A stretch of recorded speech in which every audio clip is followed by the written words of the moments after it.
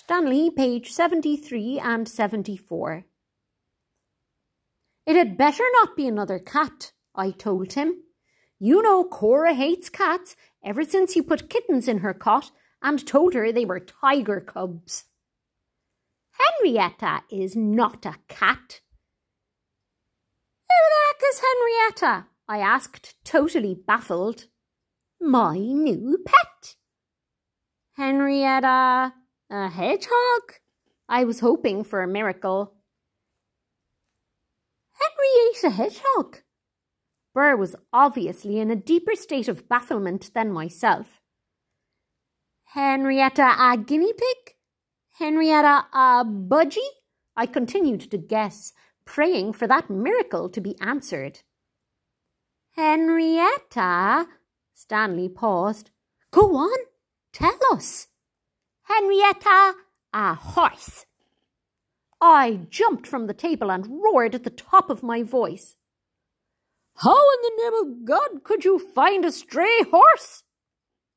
I ran outside to the front garden, and there tied to a pillar was a huge chestnut-coloured mare. I stood at the door. I couldn't move. My mouth attempted to mutter something, but my whole body suffered some kind of lockjaw. I just stared in frozen horror at this beast who was munching her way through my flower beds. Stanley stood at my side and was smiling proudly at his captured prize. Retzer and me found her, he explained. I was going to remind him to say I and not me, but this was no time for a grammar lesson. There are 5 more of them, but I thought I'd take Henrietta for now, and maybe bring the others home later, he continued, as if it was perfectly normal to arrive home with a fully grown horse. I was still frozen. However, I could feel a sudden surge of uncontrollable anger mixed with frustration rising from my ankles and working its way up through my whole body. I was beginning to hyperventilate. The upper half of my body began to vibrate violently. I became a human volcano. Suddenly, in one mighty, deafening roar, I erupted. Get it out of here!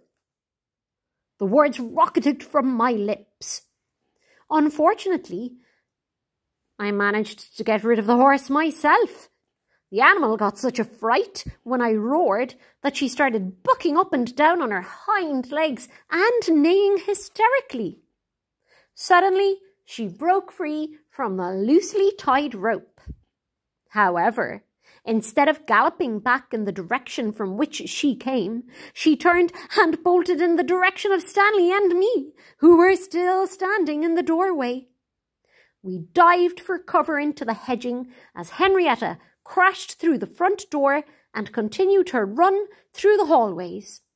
On her way, she scattered tables, chairs, and the telephone table with telephone, complete with telephone. Thankfully, the back door was open at the time and she went straight through into the back garden. Stanley and I gave chase, but it was no use. This horse was used to running. On with 75 and 76. Not content to wait for us in the back garden, she began to leap over the walls of our neighbours' gardens. She crashed through Mr. O'Brien's garden shed and became entangled in the washing hanging from Mooney's clothesline. Breaking free, Henrietta continued her gallop with a line of drying shirts and assorted underwear flowing from her neck. By now, all the neighbours were out. This was an equally amazed look. There was an equally amazed look on each of their faces.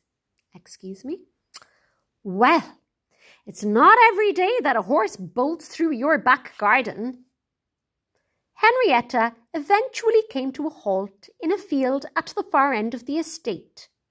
There she began munching wildflowers and weeds, having shaken off the Mooney's washing from her mane.